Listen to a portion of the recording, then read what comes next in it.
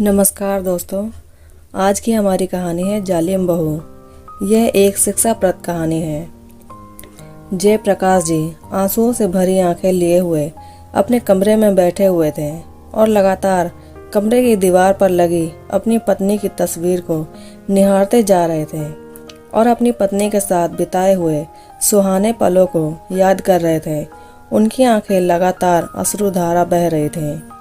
पत्नी के जाने के बाद उन्हें अपना जीवन जैसे बहुत बड़ा बोझ लग रहा था। आज सुबह से ही जयप्रकाश जी की हालत खराब थी। उनके पेट में अचानक दर्द शुरू हुआ और उन्हें उल्टियां होने लगी। शायद बासी खाना खाने के कारण उन्हें एसिडिटी हो गई थी। आज उनका बेटा विशाल भी जल्दी ऑफिस चला गया था। जयप्रकाश जी ने अपनी बहू को कहा, बहू जरा विशाल को फ़ोन लगाकर घर बुला ले, मेरी हालत कुछ ज़्यादा ही खराब लग रही है, शरीर में जैसे जान ही नहीं रही। जयप्रकाश के इतना कहने की देरी थी कि बहू सुनीता तो जैसे उन पर चिल्लाने को तैयार थी। बाबूजी, आपको तो और कुछ काम है ही नहीं सिवाय मेरे पति के खर्चों को बढ़ाने के। ऑफिस गए हैं वो, और आपके लिए ऑफिस छोड़कर तो नहीं आ सकते। कितनी बार कहा है, जितना खाना पचे उतना ही खाया करो। खाने में तो आप किसी चीज़ का परहेज करते नहीं, सारा दिन मुंह चलता रहता है आपका। बुढ़ापे में जीभ पर काबू नहीं रखोगे तो उल्टियाँ ही करोगे। बहू की जली कटी बातें सुनकर जयप्रकाश जी चुप करके वापस अपने कमरे में बैठ गए। बैठे बैठे उन्हें याद आया कि जब भी उनका पेट खराब होता था या कभी उल्टी होती तो उनकी पत्नी कमला उन्हें पानी में नींबू और काला नमक का शरबत बनाकर दिया करती थी, जिसे पीकर उन्हें राहत मिल जाती थी। शरबत बनाने के लिए जयप्रकाश जी ने अपनी पोती प्रिया को आवाज़ दी और थोड़ा सा नींबू पानी बनाने के लिए कहा। प्रिया ने ही दादाजी के लिए नींबू पानी बनाया और दादाजी को दिया। नींबू पानी पीकर जैसे ही गिलास रखने लगे तो कमजोरी के कारण कांपते हाथों से पानी का गिलास नीचे गिरा और टूट गया। जैसे ही सुनीता ने गिलास टूटने की आवाज़ सुनी, वह दौड़ी दौड़ी रसोई घर में आई। अब तो बाबूजी की खैर ही न थी। सुनीता ने बाबूजी पर तानों की बौछार कर दी। जानते हैं कितना महंगा गिलास था, आप तो कमाते हैं नहीं, वगैरह वगैरह। उसका एक एक शब्द बाबूजी के दिल में तीर की तरह चुभ रहा था। अब दोपहर के 3 बजने को आए थे और उल्टियों की वजह से बाबूजी का पेट बिल्कुल खाली हो चुका था और उन्हें बहुत ज़ोर से भूख लगी थी, लेकिन बहू से कहने की उनकी हिम्मत नहीं हो रही थी। तो खुद ही उठे और रसोई में खाना डालने लगे। खाना लेकर अपने कमरे की तरफ बढ़े तो सुनीता ने रास्ते में ही उन्हें टोका और बोली, यह क्या बाबूजी, अभी तो आपको उल्टियाँ हो रही थी और इतनी जल्दी आपको भूख भी लग गई। आपको क्या दिख नहीं रहा कि आपको उल्टी की वजह से कितनी गंदगी हो गई है? जाइए और पहले वह गंदगी साफ कीजिए। कहते हुए सुनीता ने बाबूजी के हाथ से खाने की प्लेट छीन ली। भूख प्यास से तड़पते हुए जयप्रकाश जी केवल बहू की तरफ देखते ही रह गए। सुबह से शाम हो गई, लेकिन जयप्रकाश के मुंह में एक रोटी का निवाला तक न गया। शाम को जब उनका बेटा विशाल घर आया तो उसने पूछा, बाबूजी क्या बात है, आपकी तबीयत ठीक नहीं लग रही? जयप्रकाश जी ने उन्हें अपना हाल सुनाया तो विशाल बोला, तो आप मुझे बता देते, मैं आपको डॉक्टर के पास ले जाता। बेटा, वो बहू कह रही थी कि जैसे ही जयप्रकाश जी कुछ बोलने को हुए तभी उनकी बहू सुनीता उनकी तरफ देखकर घूरने लगी। जयप्रकाश जी वहीं चुप हो गए।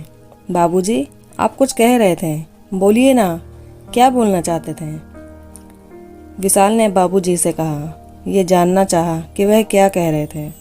बेटा, मैं वो कह रहा था कि मेरी दवाई खत्म हो गई है, जब तुम कल शाम को ऑफिस से आओगे तो ले आना। अरे बाबूजी, आपकी दवाई तो मैं 2 दिन पहले ही ले आया था, मैंने सुनीता को दे दी थी। सुनीता, तुमने बाबूजी को दवाई क्यों नहीं दी? विशाल ने अपनी पत्नी को आवाज़ लगाते हुए कहा। सुनीता दौड़ कर आई और बोली, जी मैं वो काम में भूल गई थी, अभी लेकर आती हूँ। बाबूजी ने मुझसे तो पूछा ही नहीं। अगले दिन सुबह विशाल उठा तो उसने देखा कि रसोई में बाबूजी बर्तन धो रहे हैं। विशाल ने कहा, बाबूजी ये क्या कर रहे हैं आप? तो बाबूजी बोले, अरे दिल बहलाने के लिए थोड़ा सा काम कर लेता हूँ। मैं अपनी खुशी से कर रहा हूँ। यह सुनकर विशाल चुप हो गया।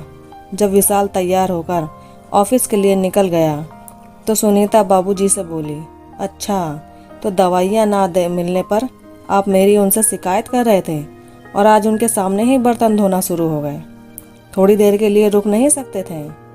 दिखाना जरूरी था कि मैं आपसे घर पे काम करवाती हूँ।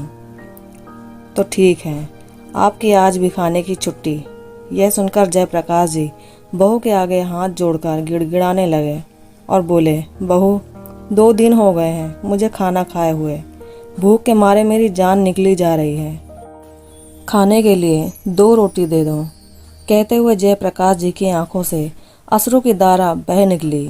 सुनीता ने थोड़ी सी दया दिखाते हुए जयप्रकाश जी को रात की पड़ी बासी रोटी दे दी और साथ ही उनके आगे चाय रखते हुए बोली, यह लो, आज तो आपको रोटी और चाय दे रही हूँ, लेकिन आगे से आपने किसी से कोई भी शिकायत करने की कोशिश की तो आपका अंजाम सोच लीजिएगा। ये कहकर सुनीता तैयार होकर अपनी किटी पार्टी में जाने लगी। जयप्रकाश जी अपनी पत्नी की तस्वीर की तरफ देखने लगे और बोलने लगे, देख रही हो भाग्यवान, ऐसा खाना तो कोई किसी भिखारी को भी ना दे। उनकी पत्नी को स्वर्गवासी हुए 6 महीने हो चुके थे और इन 6 महीनों में वही जानते थे कि उन्होंने एक एक सांस किस तरह ली। खैर 2 दिन के भूखे थे तो जयप्रकाश जी पुरानी बासी रोटियों पर ही टूट पड़े। अगले दिन सुबह जयप्रकाश जी अपने बेटे से बोले, अरे बेटा देखना, यह मेरा चश्मा टूट गया है। शाम को जब तुम ऑफिस से आओगे तो इसे ठीक करवाते आना। अरे बाबूजी, आपका चश्मा तो बिल्कुल बुरी तरह से टूटा हुआ है। ये कहते हुए विशाल ने सुनीता को आवाज़ लगाई और कहा, आज बाबूजी को लेकर उनकी आंखें भी टेस्ट करवा देना और उनके लिए नया चश्मा भी बनवा लाना। सुनीता ने विशाल के सामने आज्ञाकारी बीवी बनते हुए हाँ में गर्दन तो हिला दी, लेकिन विशाल के जाते ही ज्वालामुखी की तरह फट पड़ी। बाबूजी, आपको चैन नहीं आता क्या? रोज कोई ना कोई नया खर्चा लेकर बैठ जाते हो। अरे बहू, मुझे आंखों से कुछ नजर नहीं आ रहा था, इसलिए मैंने विशाल से कह दिया। वैसे तो तुम भी जानती हो कि मैं कोई फालतू का खर्चा नहीं करता हूँ। जयप्रकाश जी डरते डरते बोले, अच्छा, कह तो ऐसे रहे हैं जैसे सारा दिन ऑफिस में बैठते हो और काम करते हो जिसके लिए आपको चश्मा की ज़रूरत है। सारा दिन तो आप घर में पड़े हैं और रोटियां तोड़ रहे हैं। एक बात ध्यान से सुन लीजिए, अगर 2 वक्त की रोटी खानी है तो चुपचाप अपने कमरे में पड़े रहिए। मैं तो परेशान हो गई हूँ। अगर रोज रोज यही चलता रहा तो देख लेना, एक दिन वृद्धाश्रम में भेज दूंगी, फिर मुझे मत कहना। जयप्रकाश जी की पोती प्रिया अपनी माँ के मुंह से रोज रोज ये बातें सुन रही थी। वह माँ के पास आई और बोली, माँ, आप दादाजी के साथ इस तरह से क्यों बोलते हो? पापा के सामने तो आप इन्हें कुछ नहीं कहते। यह सुनते ही सुनीता ने प्रिया के मुंह पर एक जोरदार थप्पड़ जड़ दिया और बोली, किसने सिखाई तुम्हें ये बातें? खबरदार, आज के बाद अपने दादाजी के पास बैठी तो। बहू की बातें सुनकर जयप्रकाश जी का कलेजा तो जैसे छलनी ही हो गया था। रोज रोज की इस जिल्लत भरी जिंदगी से जयप्रकाश जी सहनशीलता जवाब देने लगी थी। वह अपने बेटे को सब कुछ बता देना चाहते थे, लेकिन केवल यही सोचकर चुप हो जाते थे कि वे अपने घर में झगड़े का कारण नहीं बनना चाहते थे और बेटे बहू का परिवार नहीं तोड़ना चाहते थे। जयप्रकाश जी बहुत सोच विचार में डूब चुके थे। क्या करूं, किससे कहूं? इन सब बातों का जवाब वे नहीं ढूंढ पा रहे थे। वे जानते थे कि अगर उन्होंने बेटे को सारी बात बताई तो वह बहू को नहीं छोड़ेगा। एक दिन जब विशाल अपने ऑफिस चला गया और प्रिया अपने स्कूल चली गई तो सुनीता भी तैयार होकर अपने किटी पार्टी के लिए निकल गई। तो बहुत सोच विचार करके जयप्रकाश जी बिना किसी को बताए घर से चले गए। उनकी आंखें आंसुओं से भरी हुई थी। बहू के द्वारा कहा गया एक एक शब्द उनके कानों में गूंज रहा था। सुनीता जब वापस आई तो देखा बाबूजी घर पर नहीं थे। उसने सारे कमरे में छान लिया, सब जगह देख लिया, लेकिन बाबूजी कहीं नहीं मिले। अरे आखिर बिना बताए कहाँ चले गए बाबूजी? आज आने दो घर उनको, आज उनकी खैर नहीं। ज़्यादा मनमानी करने लगे हैं, सबक तो सिखाना ही पड़ेगा। लेकिन देखते देखते शाम हो गई। प्रिया भी घर पर आ गई और विशाल के आने का समय हो गया, लेकिन जयप्रकाश जी का कोई अता पता नहीं था। और उधर सुनीता डर के मारे कांपने लगी, क्योंकि विशाल तो आते ही बाबूजी से मिलने उनके कमरे में जाते हैं। विशाल के सवालों का क्या जवाब दूंगी? कहाँ चले गए? क्यों चले गए? क्या बात हुई थी? ये सब पूछेंगे तो क्या बताऊंगी? ये सब सोच सोचकर सुनीता के पसीने छूटते जा रहे थे। आखिर बाबूजी की जिम्मेदारी तो विशाल ने उसे ही दी थी। विशाल सुनीता पर पूरा विश्वास करता था और सुनीता भी विशाल के सामने बाबूजी का ख्याल रखने का ढोंग करती थी। लेकिन उसे सुनीता की असलियत का पता नहीं था। पर आज पोल खुलने वाली थी। कुछ देर बाद जब विशाल ऑफिस से आया तो वह बाबूजी के कमरे में गया और बाबूजी के ना मिलने पर सुनीता से उनके बारे में पूछा। सुनीता कांपते हुए बोली, वो आज बाबूजी पता नहीं सुबह से कहाँ चले गए। क्या मतलब है तुम्हारा? क्या तुम घर पर नहीं थी? नहीं, मैं किटी पार्टी में गई थी। विशाल गुस्से से लाल हो गया। तुम और तुम्हारी किटी पार्टी, अगर मेरे बाबूजी को कुछ हो गया तो मैं तुम्हें नहीं छोड़ूंगा। तुमसे तो मैं बाद में निपट लूंगा। कहते हुए विशाल बाबूजी को ढूंढने के लिए बाहर निकल पड़ा। विशाल ने बाबूजी को आस पड़ोस में खोजा। जैसे ही पड़ोसियों को पता चला कि बाबूजी अपना घर छोड़कर निकल गए हैं तो उन्होंने चुप रहना उचित नहीं समझा। उन्होंने सुनीता की सारी पोल खोल दी कि कैसे सुनीता बाबूजी से काम करवाती थी और बर्तन साफ करवाती थी और बदले में उन्हें खाने के लिए 2 वक्त की रोटी भी उसे ना दी जाती थी। यह सुनकर विशाल पर तो जैसे कोई पहाड़ टूट पड़ा।